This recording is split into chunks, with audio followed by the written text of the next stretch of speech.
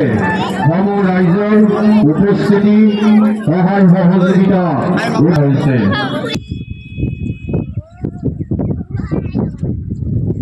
চলাই দিয়ক।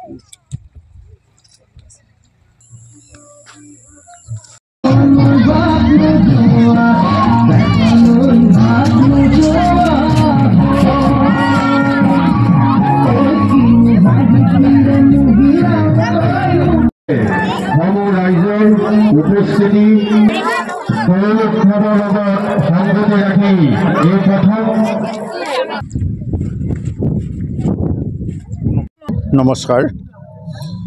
দৌৰাংগ বহুমুখী সমবায় সমিতি লিমিটেডৰ সৌজন্যত কানিৰ দল আৰু শিঙিমাৰীৰ উদ্যোগত আমাৰ ইয়াতে 4টাকৈ অমৃত সৰোবৰ আছে আৰু এই অমৃত সৰোবৰৰ পাৰতে এইবাৰ প্ৰথমবাৰৰ বাবে সৰ্বকালৰ বাবে আমাৰ এটা দৌল উৎসৱ ইতিমধ্যে আমাৰ দৌলৰ মাংগলিক অনুষ্ঠানখিনি ইতিমধ্যে সমাপন হৈছে।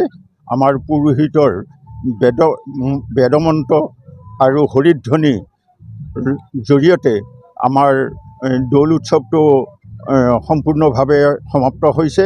তাৰে লগতে ৰাতিপুৱাৰ পৰা বিভিন্ন কাৰ্যসূচী হাতত লৈ ৰাতিপুৱা সমূহীয়া চাফাই অনুষ্ঠান, তাৰপিছতে বৃক্ষৰোপণ অনুষ্ঠান, তাৰপিছতে আপোনাৰ শ্বহীদ তৰ্পণ আৰু লগতে আয়তীসকলৰ নাম, এই সকলোবিলাক অনুষ্ঠান ইতিমধ্যে সমাপন হৈছে। আৰু এইবিলাকৰ ওপৰতে সংগতি ৰাখি আমাৰ এই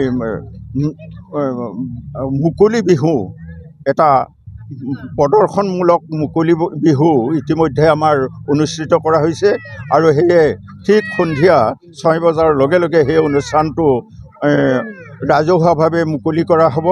আমাৰ ইতিমধ্যে আমাৰ উদ্বোধক মহোদয় ইতিমধ্যে আহি পাইছে, গতিকে ঠিক 6 বজাৰ লগে লগে এই আমাৰ মুকলি বিহু অনুষ্ঠানটো আৰম্ভ হ'ব। গতিকে আমাৰ অসমৰ মাননীয় মুখ্যমন্ত্ৰী আৰু শিৱাচাৰ সমষ্টিৰ স্থায়ী বিধায়ক ডক্টৰ পৰমানন্দ ৰাজবংশীৰ প্ৰচেষ্টাত এই কানিৰ দল অঞ্চলতে এটা আমাৰ স্বৰ্গীয় দীনেশ্বৰ শৰ্মাদেৱৰ মুক্তিযুঁজাৰু দীনেশ্বৰ শৰ্মাদেৱৰ নামাকৰণেৰে আমাৰ 4টাকৈ ইতিমধ্যে অমৃত সৰোবৰ ইয়াতে স্থাপন কৰা হৈছে। আৰু এই গোটেইকেইটা পুখুৰীতে পাৰবিলাক ধুনীয়া আটক ধুনীয়াকৈ ফেভাৰ ব্লকেৰে গোটেই পাৰবিলাক বনোৱা হৈছে।